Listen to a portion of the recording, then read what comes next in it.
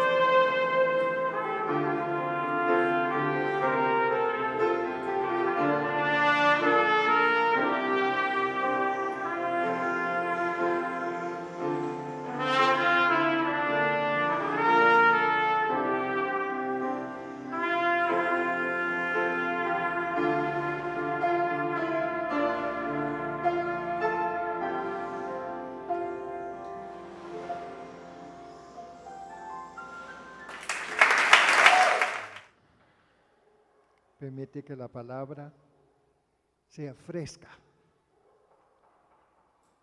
y especial para el día de hoy y nuestras necesidades. En tu nombre. Amén.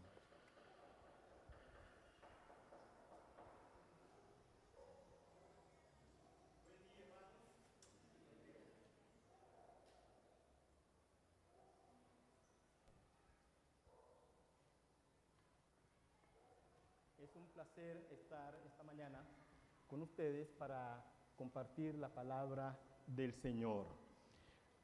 Yo quiero saber dónde está mi alemán, dónde está alemán. ¿Se acuerdan que la última vez que prediqué, antes de esta vez por supuesto, yo prediqué con él? Y entonces yo le dije, yo voy a predicar el jueves, así que te espero en la capilla. Hermanos, en esta mañana quiero que juntos meditemos el siguiente tema: 2 paradigmas conductuales, 2 modelos de conducta. Así. 2 modelos, 2 paradigmas conductuales. Si todavía saben lo que es una Biblia, sobre todo los estudiantes de cuarto, los invito a que abran sus Biblias en Gálatas. Gálatas capítulo 5, los versículos 19 al 26.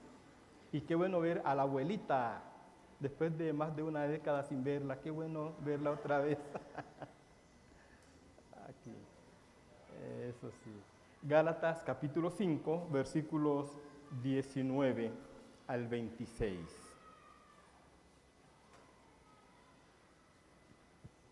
Voy a leer la de mi otro texto que está más, las letras están más grandes. Y manifiestas son las obras de la carne, que son adulterio, fornicación, inmundicia, lascivia, idolatría, hechicerías, enemistades, pleitos, celos, iras, contiendas, disensiones, herejías, envidias, homicidios, borracheras, orgías y cosas semejantes a estas, acerca de las cuales os amonesto, como ya os lo he dicho antes, que los que practican tales cosas no heredarán el reino de Dios. Mas el fruto del Espíritu es amor, gozo, paz, paciencia, benignidad, bondad, fe, mansedumbre, templanza. Contra tales cosas no hay ley. Pero los que son de Cristo han crucificado la carne con sus pasiones y deseos. Si vivimos por el Espíritu, andemos también por el Espíritu. No nos hagamos vanagloriosos, irritándonos unos a otros, envidiándonos unos a otros. Que el Señor bendiga en nosotros su palabra.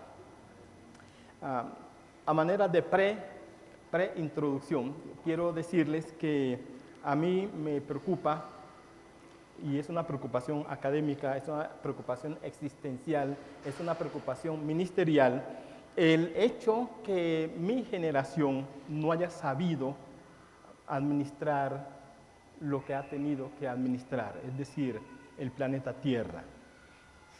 Creo que también la generación de mis padres tampoco supo administrarlo. La generación de mis abuelos tampoco. Y así hacia atrás no hemos sabido administrar lo que el Señor nos ha dado. En lugar de construir una comunidad encrática, justa, hemos construido una sociedad que tiene las características que en esta mañana voy a estar señalando. ¿A qué se debe semejante despropósito? ¿Por qué hemos construido, por no decir deconstruido, por qué no hemos construido la sociedad que el Señor nos ha encomendado que construyamos?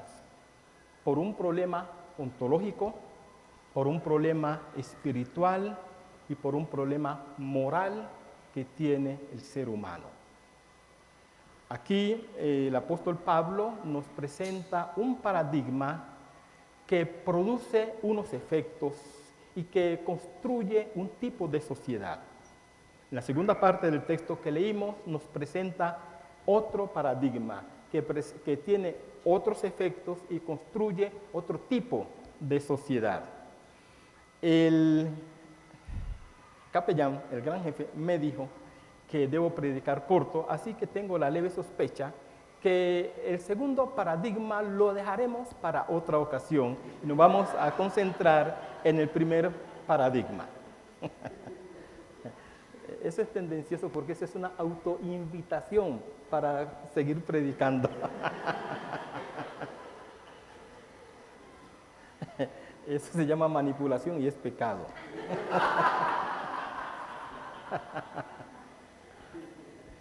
Hermanos, tal como percibimos la realidad humana en la época contemporánea y tal como experimentamos las diversas geografías humanas, es decir, los diferentes grupos humanos, estos responden a dos paradigmas que, si bien están completamente diferenciados, en ocasiones y bajo ciertas circunstancias se tocan tangencialmente y parecería que se influyen recíprocamente. Estoy hablando del paradigma de la naturaleza caída y del paradigma del nuevo Adán. Los versículos 19 al 21 nos presentan el paradigma de la naturaleza caída. Versículo 22, el paradigma del nuevo Adán. De acuerdo con la perspectiva bíblica, debe haber distancia crítica, una distancia crítica y radical entre ambos paradigmas. Ese es el deber ser. Es lo que la Biblia plantea como ideal, que rompamos, que haya una ruptura, que haya una distancia entre ambos paradigmas. Pero nuestra realidad, la realidad que evidenciamos, nos muestra que entre ambos paradigmas hay punto de encuentro, cuando no debería haber puntos de encuentro. Sin embargo, los hay. Y contra esos puntos de encuentro debemos luchar denodadamente. El paradigma de la naturaleza caída genera un tipo de comunidad que le es connatural y es su consecuencia lógica. El paradigma del nuevo Adán también genera un tipo de comunidad que le es connatural y que es su consecuencia lógica. Hoy daremos un breve vistazo a ambos paradigmas, solo que creo que a un paradigma. El paradigma de la naturaleza caída. Este paradigma es identificado en Gálatas capítulo 5, versículo 19, como obras de la carne. La naturaleza caída ha llevado al hombre a su propio colapso. El hombre es un ser moral y espiritualmente colapsado, no viable. En política se habla de los países no viables, y por lo menos económicamente. Y aquí, de acuerdo con este paradigma, el hombre es un ser no viable a menos que se dé el milagro de la redención. Entonces, esto ha llevado al hombre a su propio colapso, el cual se evidencia en la bancarrota moral y espiritual de su propio ser. Esta bancarrota moral y espiritual se expresa en la fragmentación moral del individuo, la que se identifica como anomalías malignas que caracterizan al sujeto. Si no entendieron eso que yo acabé de decir, no se preocupen, yo tampoco entendí nada, pero se oye bonito, ¿sí o no?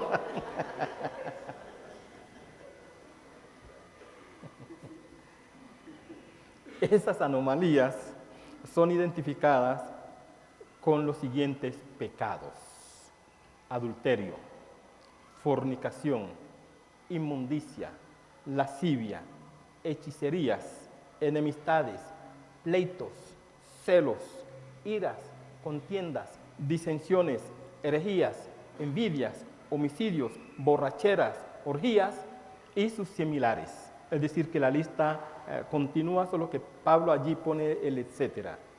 Estos pecados, mis hermanitos, son la evidencia de un profundo quebrantamiento que experimenta el hombre. Pero como la posmodernidad nos dijo que el hombre murió, entonces que experimenta el individuo, sobre todo el individuo que no conoce a Cristo. Ese quebrantamiento lo vuelve un ser inauténtico, colapsado, despedazado, desgarrado, traspasado de dolores y quebrantos. Esto nos recuerda a Isaías hablando del varón de dolores, capítulo 53, pero es otra cosa. Por lo cual, este hombre, este individuo, se convierte en un firme candidato a ser ciudadano. En el texto original mío tenía ser ciudadano emérito del infierno, pero como emérito tiene otras implicaciones, tiene que ver también con retiro de un cargo, entonces yo preferí cambiar el término por distinguido, ciudadano y huésped distinguido del infierno. Esa distinción yo jamás quiero tenerla. El pecado, hermanos, disgrega el ser, lo vuelve contradictorio, por lo que una persona entra en profundas contradicciones. Piensa una cosa, dice otra y hace lo contrario a lo que piensa y a lo que dice. Eso es inautenticidad. La Rochefoucauld decía que el hombre tiene 3 caracteres. El que cree que tiene, el que manifiesta y el que realmente tiene. En otras palabras, somos seres inauténticos, completamente inauténticos. El hombre entonces es un ser errático. El pecado hace que el sujeto pierda el rumbo de su vida, que su horizonte se torne oscuro, incierto y errático. Su ser se disgrega en prácticas absurdas y en banalidades altamente destructivas. Por ejemplo, esta persona, cuando expresa amor, lo hace de manera que ese amor expresado se torna dañino. Sin proponérselo, lastima a sus hijos, a sus hermanos, a sus padres, a su cónyuge, a sus amigos, a sus compañeros, a sus subalternos o a sus jefes. El pecado hace que la satisfacción que producen los disfrutes de la vida no solamente sea pasajera, sino que esté acompañada de serios e inquietantes remordimientos. Hay satisfacción, pero acompañados después de profundos remordimientos. La persona a menudo dice, yo no quería hacer eso, no sé qué me está pasando. Y expresiones como esas son reveladoras de las profundas contradicciones que se viven diariamente por causa del dominio de la naturaleza caída, es decir, el dominio de la carne. Como carne es una metonimia allí, hablo de la naturaleza caída del ser humano. El pecado lleva a su practicante raudo a las profundidades del infierno, ya que ese camino no tiene otro destino ni tiene otra meta que el infierno. Y algunos precipitan su destino de tal manera que se suicidan. Quien se enreda en las contradicciones de su ser y comienza a quebrantar lo estipulado por Dios, ha emprendido una loca carrera y una desenfrenada carrera hacia su propia destrucción, cuyo punto de llegada, como ya lo he dicho en 2 ocasiones, es el infierno, con toda la multitud de sufrimientos y tormentos que, de acuerdo con la Biblia, caracterizan al infierno. Y aquí debo hacer una aclaración. Jesús dijo que el infierno no fue creado para el hombre, sino para el diablo y sus ángeles. Y esto lo dice Fernando Abilio Mosquera Abrán, lo que voy a decir a continuación. Pero como el hombre decidió convertir a Satanás en su rey, en su Dios, en su jefe, y lo ha acompañado aquí en la tierra, entonces apenas es lógico y es normal que lo siga acompañando después de muerto. Así que el infierno, sin ser el destino final del hombre, se ha convertido en el destino final del hombre. Y debo aclarar que esos tormentos no son creados por Dios, sino que son el resultado de la perversión y perversidad impensable de las fuerzas del Averno. Averno allí le hace infierno. Esas fuerzas seducen al individuo para cometer todo tipo de pecados, y una vez que éste obedece y se somete a su dominio, cuando muere es atormentado perpetuamente por aquellos que lo sedujeron. El pecado no tiene otro destino que lo que ya he mencionado. A mí me parece apropiado leer la traducción que hace la Biblia Kadosh del pasaje que nosotros leímos, del versículos 19 al 21. Y es perfectamente evidente, dice esa traducción, lo que la vieja naturaleza hace. Se expresa a sí mismo en inmoralidad sexual, impurezas e indecencias, idolatría y abuso de drogas en conexión con el ocultismo, en pleitos, enemistades, ira y celos, en la ambición egoísta, divisiones, intrigas y envidias, en borracheras, orgías y cosas semejantes a estas. Les advierto ahora, como les he advertido antes, aquellos que hacen tales cosas no tendrán parte en el reino de Yahvé. Esa es la traducción. Muy bien, ese paradigma tiene consecuencias sociales, comunitarias, antropológicas, sociológicas, políticas, económicas y todas las consecuencias que usted quiera adjudicarle. Ese tipo de paradigma construye un tipo de comunidad, de sociedad que ahora voy a describir. Afirmemos como tesis que el hombre es un zoon politikon, como dijera Aristóteles, un zoon politikon. El hombre es un ser gregario. El hombre es un ser gregario y por ser gregario, es decir, que vive en comunidad, forma parte integral de la sociedad política y de la sociedad civil. El individuo forma parte integral de la sociedad política y de la sociedad civil. El individuo, al vivir en sociedad, le imprime a esta los atributos que a él, como individuo, como persona, lo caracterizan. Si el hombre es un ser moral y espiritualmente colapsado, apenas es lógico pensar que sus sociedades, comunidades y organizaciones son también moral y espiritualmente colapsadas. ¿Ustedes están de acuerdo conmigo, sí o sí?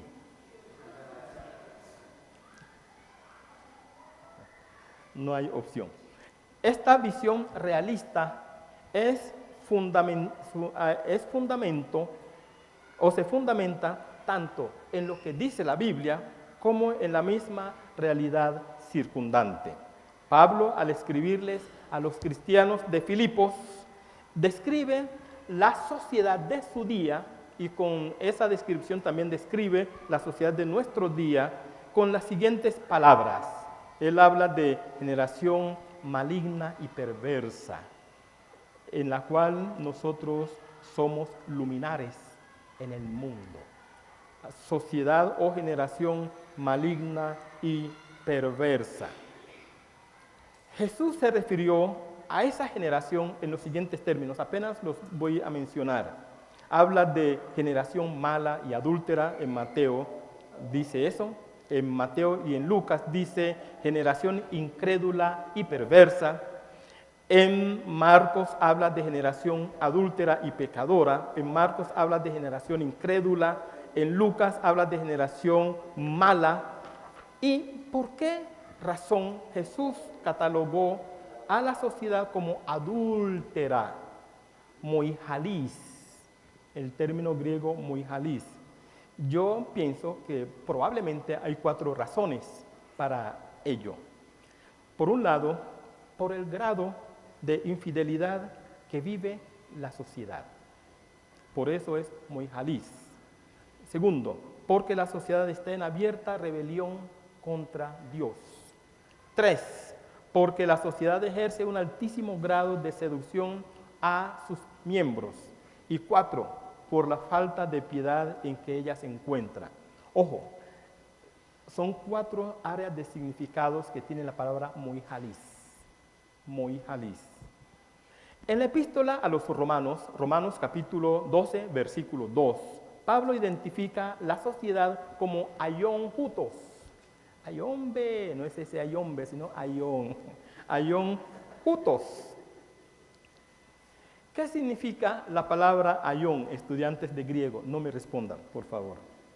El campo semántico de ese sustantivo es tiempo, edad, era, siglo, tiempo de la vida, destino, suerte, eternidad, espíritu de los tiempos, este mundo, orden del mundo y la vida presente. Ese es el campo semántico de la palabra aion. Aion jutos identifica al actual orden de cosas, a la sociedad con todo su sistema ideológico, político y social. Cuando Pablo dice el presente siglo, se está refiriendo a la sociedad con todas sus complejidades. Con todas sus complejidades. Pablo enseña que no debemos mimetizarnos en la sociedad circundante, es decir, no debemos adoptar la forma de pensar y de actuar del presente aion, del presente orden de cosas. Por el contrario, debemos propiciar desencuentro. Si ha habido encuentros, debemos propiciar desencuentros, rupturas y consecuentemente tomar distancia crítica. Pablo ve la sociedad habitada por individuos que ostentan características como las que voy a mencionar. Transmutan los valores en antivalores, la sabiduría en corrupción y en necedad. Yo he dicho que la astucia, y nadie me puede decir que no tengo razón, yo he dicho que la astucia es la perversión de la sabiduría. La astucia, la perversión de la sabiduría, mirando la astucia desde una perspectiva negativa. Entonces allí han transmutado la sabiduría en necedad, la heterosexualidad en homosexualidad, la gloria de Dios en cosa corrupta, la justicia la transmutaron en injusticia, la esencia en apariencia, la verdad en mentira, la integridad del ser la convierten en el gran trauma amartológico del cual nos habla aquí Pablo y nos habla Isaías en el capítulo 1.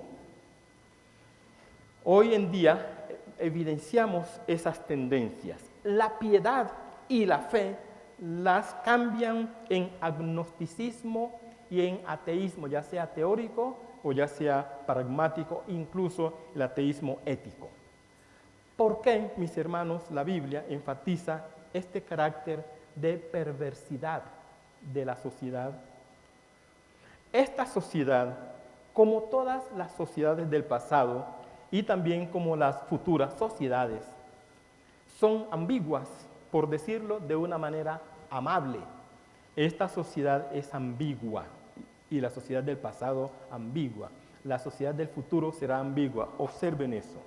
Es una comunidad donde está la ambigüedad. Es una sociedad progresista que ha hecho grandes avances en el campo científico, en el campo tecnológico, humanístico, artístico, educativo, pero a la vez ha retrocedido de manera geométrica en los campos ambiental, moral, ético y espiritual.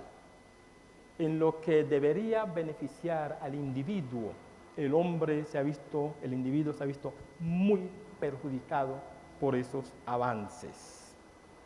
Los intereses políticos, económicos y morales han llevado a la sociedad a subvertir el orden espiritual y moral divinamente establecidos, cambiando lo natural por lo antinatural. En su actitud subversiva, arrastra a los sujetos en sus propias contradicciones e inmoralidades. Así entonces, es una sociedad perversa y es una sociedad pervertidora. Es una sociedad rebelde y es una sociedad que incita a la rebelión contra el orden divino establecido. Esta generación ama hacer lo que Dios ha prohibido. Promueve el tipo de conducta que Dios aborrece. Califica de bueno, tolerable y legítimo lo que Dios ha calificado como malo. Se erige ella misma como la medida de la bondad y de la maldad. Es decir, ella determina qué es lo bueno y qué es lo malo, qué conducta es tolerable y qué conducta es intolerable, ignorando de esa manera las prescripciones emanadas del gran legislador de la creación. De esta manera, mis hermanos, somos testigos de la gran soberbia, del orgullo, de la prepotencia, arrogancia y altivez a la que ha llevado al hombre el paradigma de la naturaleza caída. Contra esta generación, Isaías lanza un terrible hoy, un terrible ay. Ay de los que a lo malo dicen bueno y a lo bueno malo, que hacen de la luz tinieblas y de las tinieblas luz, que ponen lo amargo por dulce y lo dulce por amargo. Si les interesa la cita, es Isaías 5:20. Eso va gratis. Esa es una ofrenda de amor. Esta generación ha levantado una pancarta que recoge la consigna catónica. Catónica viene de Catón, un jurisconsulto y un parlamentario romano en el tiempo de la Roma imperial. Entonces recoge la consigna catónica, pero en este caso consensuada. Y en Catón decía, delenda et Cartago, es decir, destruida sea Cartago. Esa era su arenga allá en el Parlamento latino, en el Parlamento en Roma. Entonces la sociedad ha levantado una pancarta siguiendo la expresión de Catón. La utilizo yo aquí para esto. Entonces la sociedad dice, delenda est Deus, destruido sea Dios. Delenda et moralis, destruida sea la moral. Delenda et dogma, destruido sea el dogma, los dogmas. Esa es la consigna, tal como lo hiciera Catón. Asimismo, esta generación ha levantado la pancarta que exhorta a destruir a Dios, a destruir la moral, a destruir todo dogmatismo para dar paso a la libre expresión, a la concreción y aplicación de las voluntades y deseos particulares. Destruido Dios, ya no tengo impedimento para mis conquistas, para hacer lo que yo quiero hacer. Esta generación, como lo hiciera Nietzsche en su Así hablaba Zaratustra, esta generación proclama la muerte de Dios. Dios ha muerto. Y consecuentemente se ha emancipado, como Dios ha muerto, entonces se ha emancipado del liderazgo de Dios y se ha erigido a sí misma en su propia deidad. Yo soy Dios. Por lo menos así se evidencia en el campo de la ética, ya que ella, al darse su propio código ético, ha determinado lo que es moralmente bueno y lo que es moralmente malo. En la posmodernidad hay una consigna y es que cada generación debe darse su propio código ético porque no hay una ética transgeneracional. Entonces cada generación se da su propio código ético. ¿Por qué? Porque Dios fue destruido y porque hemos matado a Dios. Esta sociedad enseña a sus miembros a vivir esa emancipación y a emprender la cruzada adversus Deus. Y así algunas personas dicen que no tengo el Espíritu Santo porque no hablo lenguas. He estado hablando en lenguas aquí, ¿sí o no? Adversus Deus es contra Dios. Una cruzada en contra de Dios. Lo que estoy afirmando se encuentra evidenciado en las diferentes consignas que se hacen en el campo moral y en el campo ético. la promoción de la eutanasia, la promoción del aborto, la promoción del divorcio, de las diferentes prácticas sexuales que se presentan como alternativa a la sexualidad diseñada por Dios. Allí vemos nosotros esas consignas. Ya en unos 2 minutos termino, así que tengan 2 minutos más de paciencia. Frente a esas situaciones similares, Pedro exhortaba a los creyentes a ser salvos de esta perversa generación. Y esa es mi exhortación en esta mañana. De tal dominio, Cristo vino a librarnos. Vino a hacernos libres y conoceréis la verdad, y la verdad os hará libres. Así que si el Hijo os libertare, seréis verdaderamente libres. Vino a hacernos libres. Vino a llevarnos de vuelta a casa. Salimos de Dios y nos vuelve a Dios. Vino a llevarnos de vuelta a casa. Vino a llevarnos a Dios. Hermanitos, debemos emanciparnos de esta generación y de su influjo que nos domina a todos. La Biblia dice que Cristo vino a deshacer las obras de las tinieblas. Por tanto, su Espíritu Santo ha venido para integrar las partes colapsadas, destruidas por la naturaleza caída. Vino a integrarnos. Por eso no habla de los frutos, sino que habla del fruto del Espíritu. La carne no habla de la obra, sino de las obras, porque el hombre colapsa, el hombre colapsó por su propio pecado. El Espíritu de Dios ha venido a sacarnos de lo absurdo en que nos encontramos debido a nuestras profundas contradicciones. Mientras el pecado nos lleva cautivos a la esclavitud, Jesús con su Espíritu Santo nos da libertad. Ese es el primer paradigma y el tiempo no alcanzó para el segundo. Hermanos, procuren siempre obedecer al Señor. Ustedes los jóvenes, y yo ya me puedo dar ciertos lujos que ustedes no se pueden dar. Ustedes no pueden decir ustedes los jóvenes, pero yo sí puedo decirlo. Ustedes están en un mundo que nosotros hemos construido, un mundo adversus Deus. Y les hemos enseñado a ustedes a destruir a Dios, a destruir la moral, a destruir las verdades eternas que son absolutas. Les hemos enseñado a relativizar absolutamente todo. Les hemos enseñado a ir en contra de lo prescrito por Dios. Y lo que quiero decir es que los hemos enseñado a ir al infierno. No acepten esa enseñanza. Más bien busquen el consejo divino que está en su palabra y quédense con el consejo divino. Que Dios los bendiga.